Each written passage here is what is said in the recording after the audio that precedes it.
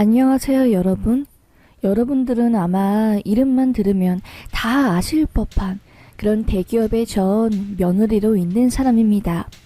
이 이야기를 쓸까 말까 정말 많은 고민을 했다가 이렇게 아무 말도 못하고 죽으면 가슴에 한이 맺히면서 무어라 말할 수 없는 엄청난 후회가 밀려올 것 같아서 이렇게 글을 쓰게 되었어요. 저는 소위 남들이 보기엔 정말 인생 대박난 여자라는 소리를 들으면서 자랐습니다. 왜냐하면 평범한 중소기업을 다니시는 아버지와 학습지 교사를 하는 어머니 밑에서 자란 제가 시가총액 수조가 넘는 집안에 시집을 갔으니 말이죠. 저와 남편은 뉴질랜드 유학을 하는 도중에 만나게 되었어요. 남편은 고등학교를 졸업하자마자 한국으로 대학을 가는 대신에 뉴질랜드 쪽으로 어학연수 겸 해외 대학을 준비하고 있었고, 전 대학교 1학년이 끝나고 토플과 탭스 점수를 얻어서 해외로 유학을 갔거든요. 해외로 유학 가서 정말 많은 것을 경험하고 굉장히 기쁜 나날들을 보내고 있었어요. 아무래도 촌에서 살던 제가 해외에 나간 것도 처음인데 해외에 가서 공부를 하는 건 더더욱 처음이었으니까요. 소심했던 제가 인생을 바꿔보고자 해외에서 정말 활발하게 활동을 했어요. 그러다 보니까 많은 사람들을 알게 되었고, 그 지역에서 학교를 다니고 있는 한인 애들이랑 함께 어울리며 다니게 되었습니다. 그때 한 사람이 제 눈에 띄게 된 거였어요. 뭐라고 해야 할까요? 그 사람을 본 순간 머리에서 전기가 파바박 하고 튀는 기분이라고 말해야 할까요? 첫눈에 반한 거죠. 어안이 벙벙해서 아무 말도 못하고 얼굴은 토마토처럼 빨개졌습니다. 제 빨개진 얼굴을 눈치챈 그 사람은 씩 웃으면서 저에게 먼저 말을 걸더라고요. 그때가 첫 이야기를 나눈 때였어요. 그 사람과 이야기를 나누면 나눌수록 우리 정말로 잘 맞는다 라는 느낌을 지울 수가 없었어요. 그래서 남은 4개월간의 시간을 그 사람과 만나서 웃고 울모하며 서로의 이야기를 하고 지냈습니다. 아무래도 둘 다 고향을 떠나서 타지에서 홀로 지내며 홀로 서기를 하고 있으니까 의지가 굉장히 많이 되었죠. 굉장히 특별하다고 느껴졌습니다. 전 한 학기만 교환학생 신청을 한 것이었기 때문에 한국으로 돌아가게 되었어요. 그 남자와 전 그때 교제를 하고 있었고, 그 남자는 제게 내가 한국에 곧 들어갈게. 걱정하지 마. 딱 8달만 기다려줘. 여기서 내가 학위 딸고 다 따고 돌아갈 거니까 아무 걱정 마. 정말로 나만 믿어. 라고요.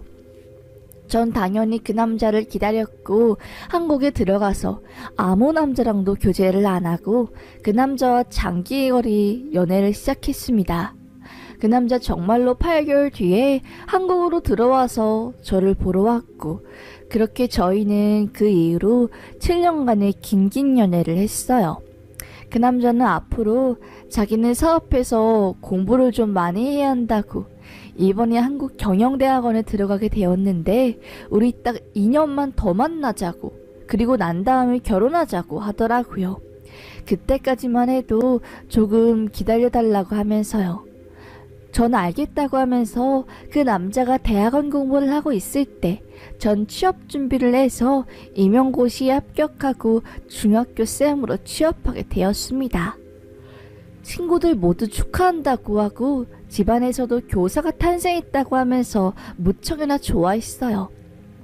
저도 마찬가지로 굉장히 기뻤고요. 시간이 흘러서 그 남자가 저에게 고백을 했고, 그때 갑자기 저에게 말을 한 거였어요.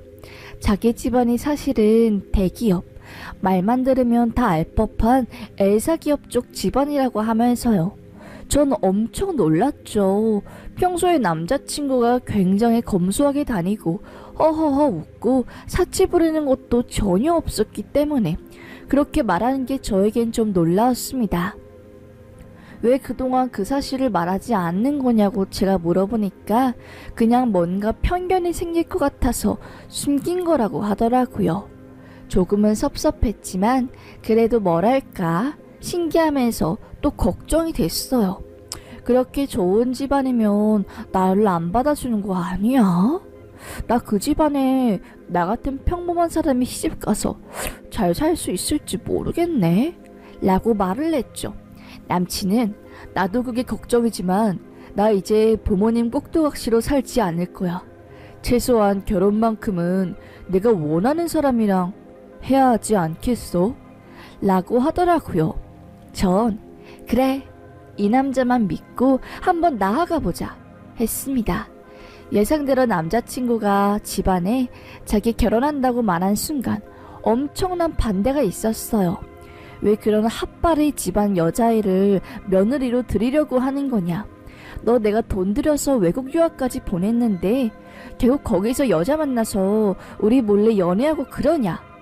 하면서부터 시작해서 너한테 재산 절대로 안 물려줄 거다. 뭐 이런 말을 줄줄이 한 겁니다. 집안의 반대가 너무나 강하다 보니까 남친도 맥을 못 추스렸대요. 그런데 이대로 자기가 부모님이 말에 휘둘리면 이도저도 안 될 것 같아서 차라리 재산 안 받겠다고, 다 필요 없다고, 나 이 여자 없으면 못 산다고 하면서 강경하게 나갔답니다. 신우랑 도련님은 제 남친이 재산을 안 받는다고 하니까 지네들 입장에선 좋은 일이 생긴 거니까 얼씨구나 지네 엄마 꼬드겨서 저런 결혼하게끔 만든 거죠. 가까스로 이제 어머님을 뵈러 갔습니다. 한남동이 회장님들만 사는 그런 으리으리한 주택에 도착한 전 무슨 1층이 2층처럼 천장이 높은 걸 보고 눈이 휘둥그레졌어요. 이게 진짜 대기업의 삶인가 싶었습니다. 어머님은 포스가 장난이 아니셨어요. 나이가 있음에도 불구하고 얼굴이 굉장히 고우셨고 괜히 대기업 집안이 아니다 이런 생각이 절로 들게 했습니다. 굉장히 반대가 심했다고 하셨는데 오히려 직접 만나는 자리에서는 제 앞에서 험한 말을 하거나 그런 건 없더라고요. 툭툭 중간에 내뱉는 말에서 절 무시하는 게 느껴지긴 했지만 그건 뭐 그리 중요한 건 아니었습니다. 그렇게 다행히 결혼 허락 아닌 허락을 받아낸 전 가슴을 쓸어 내렸어요. 결혼하는 것을 확정받자 예비 신랑이 한 가지 더 자기네 집안에 대한 비밀을 말해주더라고요. 알고 보니까 시어머님이 그 엘사 대기업이 첩이었던 거였어요. 굉장히 이쁨과 사랑을 받은 첩이었고 회장님이 돌아가실 때 어마어마한 재산을 상속받았다고 하는 겁니다.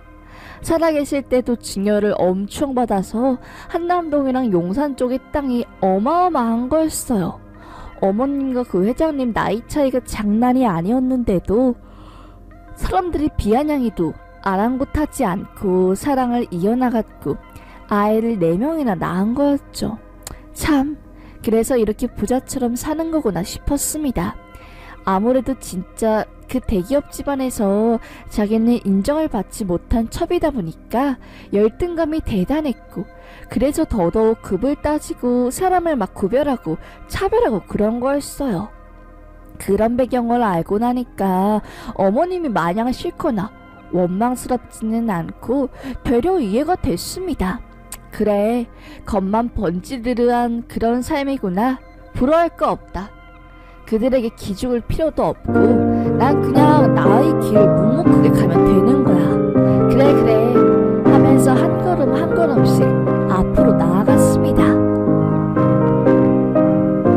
결혼을 하게 된 이후에 아무래도 돈이 없으니까 남편도 집안에서 지원받지 않는 조건으로 결혼을 한 거라서 저희들은 작은 아파트를 얻어서 아등바등 살았어요. 그 사이에 아이도 낳고 알콩달콩 행복하게 잘 살았죠. 비록 금전적으로 힘들고 항상 쪼들려도 아이와 함께하는 삶이 정말 무어라 표현할 수 없을 만큼 행복했습니다. 남편도 저에게 최선을 다했어요. 자기야, 난 당신 덕분에 이렇게 행복한 삶을 살 수 있는 것 같아. 항상 엄마 때문에 눈치 보고 남들의 시선에 맞추어서 대단한 사람이 되려고, 소위 사회에서 인정받는 사람이 되려고 부단히 애를 썼는데 이 모든 게 부질없이 느껴지네. 난 나대로 살아야 가장 마음이 편한 것인데. 그렇지. 당신 나에게 이렇게 평범한 삶을 선물해줘서 고마워. 숨막히는 재벌의 삶에서 탈출하게 해줘서 정말 고마워. 라고 하는데 전 남편이 이렇게 소박하고 작은 것에 행복을 느끼는 사람인데 그간 그 족쇄에 묶여서 얼마나 힘들었을까 하는 생각이 들더라고요. 하여튼 저희 부부는 그냥 정말 행복하고 소소한 하루를 보내고 있었어요. 아무래도 대기업, 아니 집안이 며느리라고 해도 전 득보는 거 하나도 없었고 오히려 실만 있었지만요. 하여튼 뭐 남들과 다를 것 없이 지극히 평범한 하루를 보내고 있었던 저희에게, 아니 어쩌면 평범보다 더 조금은 힘든 하루를 보내고 있는 저희 부부에게 세상에 믿기 힘든 일이 벌어지고야 만 겁니다. 정말 아직도 그 순간을 생각하면 눈에 눈물이 바로 와르르르르 쏟아지고 무어라 설명을 할 수 없는 한스러운 마음이 가득 차요. 하늘은 힘들게 사는 사람에게 왜 더 힘든 일을 내려주시는 것인지 정말로 저희가 힘들게 대출해서 받은 그 아파트에 불이 난 겁니다. 아마 몇 년 전에 뉴스 보시던 분들은 아실 거예요. 정신적으로 많이 아픈 사람이 아파트 1층에 불을 냈고 그게 위로 타올라가면서 2층, 3층, 4층 전부 그을려서 쌩난리가 났다는 이야기를요. 아무래도 노후한 아파트에 불이 난 거라서 구청에서 안전진단 검사 왔을 때 그 건물이 그 진단을 통과하지 못하고 거기 사는 사람들은 반강제로 이사를 가거나 1년간 진행되는 보수공사가 어디론가 떠나 있어야 했어요. 그런데 그 기간 동안 저희만 떠나 있으면 얼마나 좋았을까요? 남편이 그 방화범을 제압하다가 크게 다친 겁니다. 아휴, 정말 억장이 무너지는 거죠. 배가 흉기에 찔려서 큰 흉을 입고 유독가스를 많이 마신 채로 1층에 쓰러진 상태라서 뇌 손상이 상당했어요. 의사는 최소 2년에서 3년간의 재활이 필요하다고 하면서 저에게 말했고요. 전 이 말도 안 되는 믿기 힘든 상황에 겨우겨우 하루하루 버티던 마음이 와르르르 완전히 무너지고야 말았습니다. 세상에 이런 절망이 또 없었죠. 왜 나에게 이런 일이 벌어진 건지 한스럽고 세상을 탓하고 싶었는데 저에겐 작은 아이가 있으니까 눈물을 꾹 참고 현실을 택해야 했어요. 돈도 없는 저희가 그 보수기사 공사 기간 동안 어디를 가 있겠어요. 시댁으로 들어가게 된 거죠. 호랑이 굴에 제 발로 들어간 겁니다. 애를 데리고요. 남편은 병원에서 계속해서 입원해서 치료를 받고 있었고요. 어머님은 처음에 이렇게 된 상황을 알게 되자마자 가장 먼저 저를 탓하기 시작했어요. 신우들도 저 때문에 자기 동생이 이렇게 다친 거라고 절 괴롭히기 시작했습니다. 그거 아세요? 대놓고 사람을 괴롭히는 것보다 은근히 사람을 따돌리고 소외시키는 게 진짜 더더욱 피말리게 한다는 점을요. 엘사 대기업 패밀리인 그들은 일본어를 유창하게 했어요. 제가 영어를 잘하니까 되려 제 앞에서는 영어를 안 쓰고 일본어로 막 지네들끼리 말을 하는데 얼핏 제 이름이 들리면서 누가 봐도 제 욕을 하는 게 뻔했습니다. 속이 부글부글 끓어오르는데 뭐라 말을 할 수가 없잖아요. 그냥 느낌으로 이 사람들이 내 욕을 하는구나 하는 건데 지금 뭐라고 하셨어요? 제 욕하신 거죠? 라고 말하기도 민망하고요. 전화할 수 없이 맨날 그 말도 안 통하는 분위기를 견뎌야 했습니다. 눈물만 났죠. 무슨 행동만 하면 신호들은 일본어로 지네들끼리 쑥덕쑥덕대고 저랑 눈 마주치면 깨르르르르 하면서 웃는데 무슨 동물원에 있는 동물이 된 기분이었습니다. 마치 우리 안에 있는 한 마리 짐승 같았어요. 비참했죠. 그런데 제가 견딜 수밖에 없는 이유가 있었어요. 바로 시어머님이 제 아들을 외국으로 유학을 보냈기 때문이었어요. 너 애 아빠도 없이 너 혼자 애를 잘 키울 자신 있니? 우리 집이 어떤 집인데 뿌리가 바로 엘사 대기업인데 아이를 대충 키울 순 없잖니. 너도 결혼하고 나서 교사 생활 그만두고 이젠 아무것도 아닌데 아이를 제대로 키울 수 있겠냐고. 그러니까 애 유학 비용만큼은 내가 재고 따지지 않고 그냥 지원해 줄 테니까 유학 보내라 하면서 말했거든요. 저도 그때 남편 간병하고 이러느라 정말 정신이 하나도 없어서 아이한테 소홀하게 대한다는 게 느껴졌고 어쩔 수 없이 어머님이 말을 따라야 했죠. 그런데 그게 희대의 실수였던 겁니다. 어머님은 제 아들을 유학 보내자마자 제가 아들이랑 연락을 할 수 없게 아들의 연락망을 차단한 거였어요. 자기네 식구, 그러니까 어머님이랑 남편네 집안 사람들이랑만 연락하게요. 전 너무나 불안하고 아들이 보고 싶기도 하고 잘 적응을 했는지, 아니 밥은 잘 먹고 다니는지 이런 사소한 것이라도 물어보고 싶어서 어머님에게 어머님 제발 우리 아들 전화라도 한 통하면 안 될까요? 하며 울며 부탁했지만 그럴 때마다 또 일본어로 뭐라 하면서 안 된다고 하더라고요. 저로선 너무 답답해서 욕 나오고 진짜 속이 터질 지경이었어요. 그렇게 아들을 못 보고 아니 잠깐 볼 수밖에 없었던 시간이 10여 년이었습니다.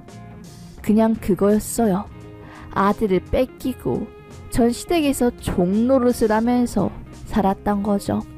그렇게 살 수밖에 없었던 이유는 남편이 식물인간처럼 병원에 누워있으니까 그거 병원비라도 시댁에서 지원받으려면 제가 거기서 고통스러워도 버티는 수밖에 없었습니다.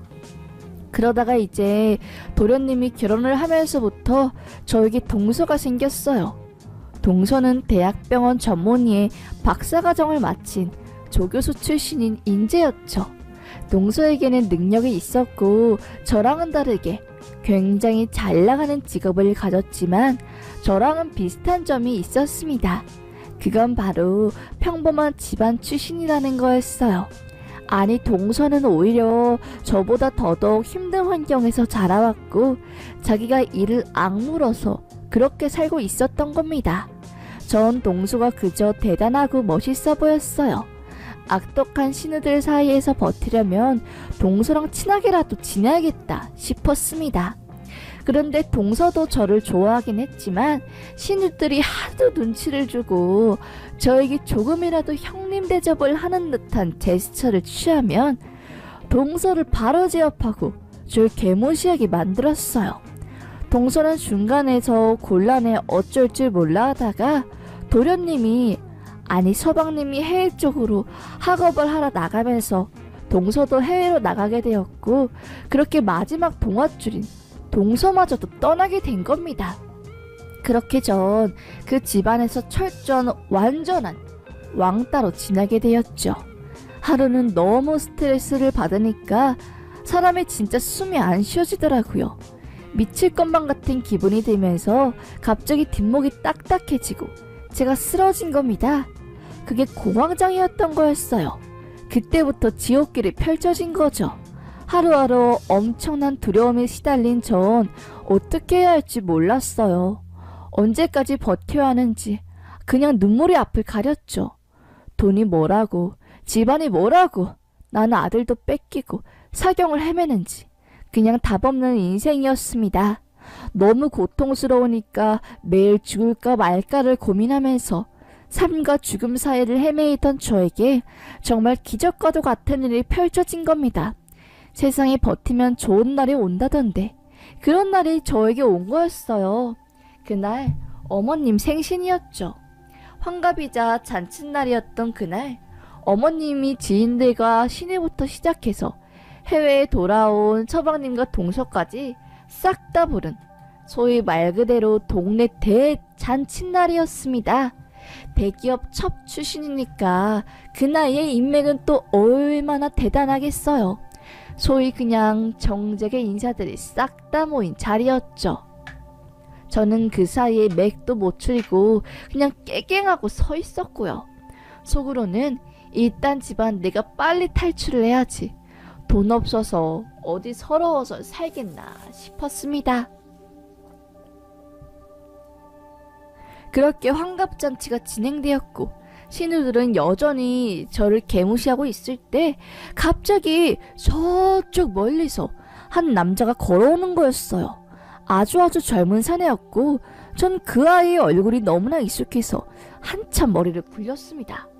뭐지 하면서 그 아이를 자세히 보았을 때 제 아들이라는 걸 깨닫고 너무 놀랐어요. 바로 달려가서 아들에게 아들 어떻게 엄마한테 말도 안 하고 한국에 들어왔어. 우리 아들. 엄마 그동안 나 엄마 보고 싶어서 죽을 뻔했어. 할머니가 엄마랑 연락 못하게 모든 연락 막았다는 거 나 다 들었어. 그리고 외가댁에서 엄마한테 그리고 우리 아빠한테 저지른 짓 나 지금 다 알고 있거든. 엄마가 나 없는 동안 겪었던 그 서러움 내가 오늘 싹 다 파헤칠 거니까 엄만 그냥 가만히 기다리고만 있어. 오늘 내가 완전 이곳을 초토화낼 거니까 하면서 환한 눈으로 단상을 올라가는 겁니다. 어머 아들아 뭘 하려고 하면서 덜덜 떨리는 손으로 전 아들을 뒤따라갔어요. 아들은 그 단상에 올라가서 갑자기 어머님이 가지고 있던 마이크를 뺐더니 안녕하세요. 오늘 여기 모이신 분들 다들 저희 외할머니 인맥 이용해서 떨어지는 콩고물 주워 먹으려고 모이신 거 다 압니다. 오늘 참 웃긴 일들이 많네요. 전 10여 년 만에 겨우 한국 땅 밟았어요. 왜냐고요? 외할머니가 저를 가둬놓고 엄마랑 아버지랑 연락도 못하게 했거든요. 그래서 이번에 제가 머리에 제법 들은 게 많아진 제가 엄마의 한과 외할머니 그리고 이모들이 어떤 짓을 저지른지 폭로하려고 여기 왔습니다. 하면서 프레젠테이션 화면창을 탁 킨 겁니다. 거기에 제 아들이 통장 내역 사진이 올라와 있었어요. 이게 뭐지 하면서 어안이 벙벙한 전 눈을 동그랗게 뜬 뒤 아들의 설명을 들었습니다. 알고 보니까 어머님이 제 아들을 해외에 보낸 이유가 자금을 세탁하려고 그래서 해외에 보낸 거였어요. 아이고.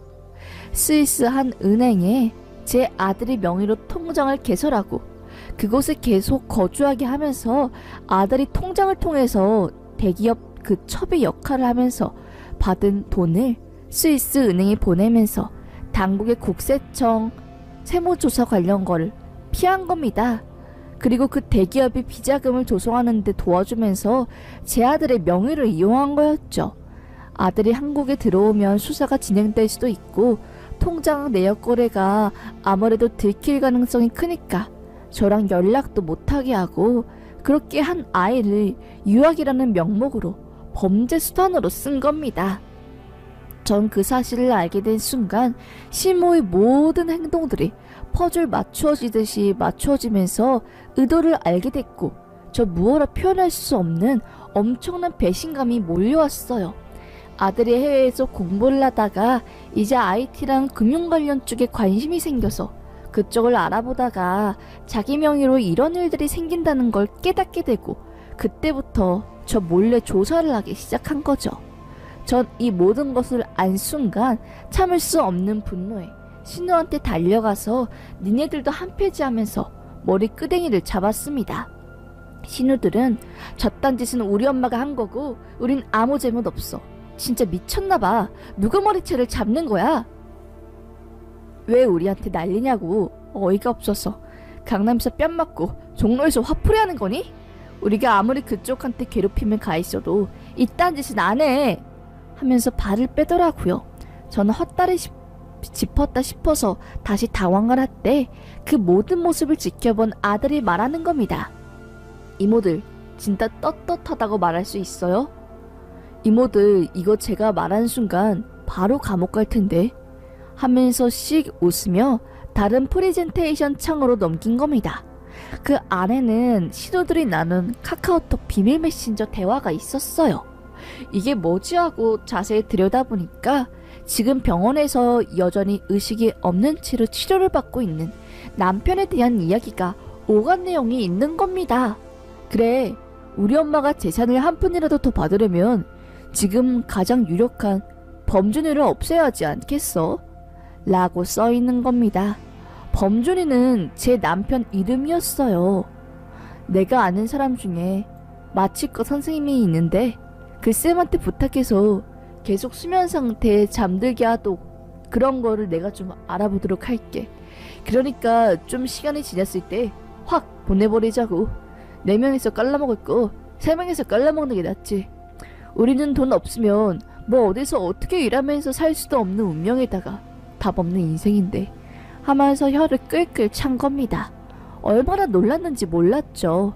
그러니까 원래 제 남편은 진작에 이미 깨어나서 사회활동을 해야 했는데 신우들이 혹시나 재산을 물려받지 않겠다고 말을 한 제 남편이지만 깨어나서 마음을 바꿀지도 모른다는 생각에 그 병원 의사를 매수해서 계속해서 잠들게 하는 마취제를 수에게 조금씩 타게 만든 겁니다. 그 모든 것을 안 순간 전 온몸에서 뜨거운 용암이 흐르는 것 같은 충격이 전달이 되었어요. 참을 수 없는 분노가 쳐오른 전 그 연회장 책상 위에 있던 문어다리를 집어서 신우의 얼굴에 퍽 하고 던졌습니다. 문어보다도 못한 새끼들이 지금 내 남편 목숨 가지고 돈이랑 저울질한 거냐고. 니네들이 그러고도 사람이냐고. 진짜 쳐다도 보기 싫고 너무너무 혐오스러워서 말이 안 나온다고 하면서 고래고래 고함을 빽하고 질렀습니다. 그들은 위에서 아래로 막 저를 한껏 내려다보더니 이내 할 말이 없어서 고개를 획 하고 거두고 몰라, 우리 잘못 아니야, 우리가 한 일 아니라고 하면서 밖을 나가더라고요. 한순간에 연회장은 완전히 아수라장이 되었고 뒤늦게 경호원들이 후다닥 달려와서 제 아들을 끌어냈습니다. 시모는 거품 물고 쓰러지고 주변에 있는 사람들은 웅성웅성거리고 정신이 없었던 그때 갑자기 해외에서 왔던 동서가 저를 스리슬쩍 부른 겁니다. 제가 말한 거예요. 언니 아들한테요. 네? 그게 무슨 소리예요? 전 남편 따라서 스위스 갔잖아요. 스위스에 형님 아들이 있다는 걸 제가 알아서 남편 몰래 형님 아들한테 찾아가서 어떻게 지냈는지 살펴봤어요. 그때 아들분이 저에게 금융당국에 지금 신고할 계획이라고 외할머니가 내 통장을 범죄자금 탈루에 쓰고 있다는 걸 말해주었고 저도 뭔가 쎄한 걸 느껴서 지금 몇 년간 입원 중인 아주버님 병실에 찾아가서 거기 병원에 근무 중인 제 후배들한테 부탁해서 조사랑 감시 좀 해달라고 한 거였어요. 그때 후배 중에 애 한 명이 아주머님 수에게 마취과 쌤이 이상한 용액을 넣는 걸 발견하고 미행을 했고 병원 비상계단에서 신우들이랑 이야기하는 걸 녹음해서 저한테 보내준 거였어요. 그 이후로 제가 신우들 몰래 핸드폰 뒤져서 카톡이랑 비밀 메시지 전부 확인한 거고요. 진짜 온몸에 소름이 끼쳐서 무어라 말도 못하고 어안이 벙벙했습니다. 아무래도 형님은 저랑 처지가 비슷하잖아요. 다들 개천에서 용난 케이스고 남들이 보기엔 대기업에 시집가서 잘 사는 줄 알았는데 실상은 전혀 안 그러니까. 그래서 제가 형님한테 동질감을 많이 느끼고 친하게 지내고 싶었는데 신우들이 방해하고 맛집조도 해외에 나가서 가까워질 기회가 없었다가 이렇게 말씀드리는 게 도움드리는 게 맞는 것 같아서 말해드린 거예요. 지금 남편분 제가 후배들한테 시켜서 다른 병원에 이송되게 했고 아무도 모르는 곳에 안전하게 지금 옮겨놨고 마취액 희석한 거 계속해서 몸속에 투입 중이니까 조금씩 의식 돌아올 거예요. 제가 아는 사람 통해서 지금 고소장도 미리 준비하고 그랬으니까 형님 저만 믿으세요. 제가 도와드릴게요. 라고 한 겁니다. 얼마나 눈물이 났는지요. 정말 고맙다고. 난 마음이 무너져서 앞으로 무얼 해야 할지 도저히 몰랐는데 이렇게 날 도와줘서 정말 잊지 못할 것 같다고 한없이 고마움을 표하고 전 아들이 있는 곳으로 갔습니다. 몇 년 만에 만난 아들을 안고 얼마나 펑펑 울었는지 몰라요. 내가 엄마가 되어서 널 지켜주지 못해 할복하고 싶은 마음이라고.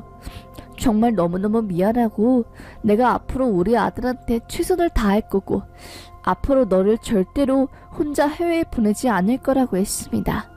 아들은 아니라고 엄마는 내가 지킨다고 하면서 오히려 되려 저에게 든든한 어른 같은 모습을 보여주었습니다. 얼마나 아들의 그 한마디가 절 든든하게 만들었는지 몰라요. 하여튼 아들과 전 합심해서 시댁이 범죄에 연루된 사람들을 처벌하기 위해서 고소장을 작성하고 또 남편에게 찾아가서 최대한 빨리 남편이 회복할 수 있도록 의료진들에게 부탁을 했습니다. 결국 소장을 날려버린 저희는 복수를 시작하게 되었어요. 그런데 대한민국 유전무죄, 무전유죄더라고요. 드라마처럼 시원통쾌하게 사람을 무기징역 혹은 사형에 처하게 만들고 그거 없었습니다. 시모는 금융 관련 탈세로 혐의가 인정되어서 1심에서 징역형의 집행유예와 탈세 관련한 추징금을 선고받았어요. 그러니까 진짜 옥살이는 하지 못한 거였죠. 신우들은 자기네들이 공모한 일이 살인 미수냐 아니냐를 따지고 있고 지금 검찰 쪽이랑 쟁쟁하고 팽팽한 기싸움을 하고 있어요. 아직도 1심 판결이 내려지지 않았고 신우 쪽에서 정말 어마어마한 전관예우 변호사 쓰고 난리가 났는데 앞으로 어떻게 될지는 잘 모르겠습니다. 검사 쪽에서는 아마 실형을 피하기 힘들 거라고 하면서 저를 위로해 주었는데 당연히 그렇게 돼야겠지요. 여론을 아무래도 저희 쪽으로 돌리기 위해서 제가 이렇게 공론화를 하고자 글을 쓴 것도 있어요. 그리고 그 대기업 쪽에서 시모가 일 처리를 제대로 못했다고 더 이상 비자금 관련해서 일거리를 안 주고 지금 시모는 완전히 수입이 뚝 끊긴 상태입니다. 주변에서도 잘 나가는 사람들 전부 다 저희 시모랑 얽히면 검찰 조사 받는다고 피하라고 해서 시모는 완전히 낙동강 오리알 신세가 되었네요. 저로선 그저 기쁠 뿐입니다. 시모가 이렇게 나락에 빠졌다는 사실 자체가요. 사실은 실형을 받기를 원했는데 아무래도 초호와 변호인단을 이기긴 힘든가 봅니다. 그래도 뒤늦게라도 아들을 다시 만날 수 있게 됐고 또 평생 마취제에 빠져서 눈 한 번 못 뜨고 세상을 떠날 뻔한 남편을 다시 눈뜨게 만들고 재활 치료하게 되어서 다행이라고 생각해요. 그것만으로 굉장히 감사하다고 생각하고 있습니다. 전 그래서 그저 앞만 지금은 묵묵히 걸어가고 있어요. 제 아들은 금융자금 흐름 관련 전문가가 되겠다고 열심히 공부하고 있고 남편은 근육이랑 몸의 기능들이 지금 많이 떨어진 상태라서 일반인처럼 걷거나 말을 할 수는 없지만 다시 일반인처럼 돌아오기를 기다리며 열심히 재활을 하고 있습니다. 드라마에서 나오는 재벌이다 이런 모습들 다 환상인 것 같습니다. 아무리 생각해도 그저 부질없고 그냥 다 필요 없는 일인 것 같아요. 이렇게 삭막하고 무섭고 돈 앞에서 가족도 없는 작자들한테 무엇을 배우겠습니까? 돈이 있어봤자 마음속이 문드러지고 썩어가는 게 싹 다 제 눈에는 보이는데요. 이 모든 것들 그냥 다 필요 없고 사랑하는 가족들 그리고 내가 사랑하는 삶과 직업을 가지는 게 가장 좋고 이상적인 삶인 것 같습니다. 아유, 너무 오랜 시간 아프고 힘들어한 것 같아요. 전 참 힘들었네요. 그래도 이제는 그런 순간에서 벗어나고 마음의 안정을 찾은 것 같아서 그저 행복할 뿐입니다. 여러분들 저희의 이야기를 들어주셔서 정말 너무나 감사합니다. 재벌에 대한 환상 버리세요. 그들도 별거 없습니다. 아니 오히려 일반인보다 더 불행하게 살 수도 있어요. 제가 가까이서 보니까 정말 그런 것 같습니다. 그렇게 보니까 진짜 행복이 뭔지 자꾸자꾸 생각하게 되네요. 말이 길어졌는데 하여튼 끝까지 읽어주셔서 감사합니다. 모두들 건강하시고 행복만 하세요. 허상을 쫓지 말자고요. 우리 모두들요. 아참 그리고 정말 돈 있다고 인생의 전부는 아닌 것 같습니다. 아무리 수백억이 있어도 위에만 쳐다보며 매일매일 목말라 하는 그들의 삶을 지켜본 저로서는 돈이 수단이지 목적이 되는 삶은 그만큼 정말로 불행한 건 절대 없는 것 같다를 처절하게 느꼈어요. 절절하게요. 돈 있는데 내 자식들은 모두 부모님을 모실 생각 안 하고 어떻게 부모님한테 더 빨리 더 많이 재산을 얻을 수 있을지 하며 머리만 골똘히 굴리는 그들을 보면서 전 정말 한심하다. 진짜 왜 저럴까? 하면서 쯧쯧쯧 혀를 굴렸습니다. 제 아들은 절대 그런 아이로 키우지 않을 겁니다. 제 남편만, 돈에 욕심이 없는 남편만 그들 사이에서 벼룩이 간 터지듯이 그렇게 불행한 일을 당하게 되었네요.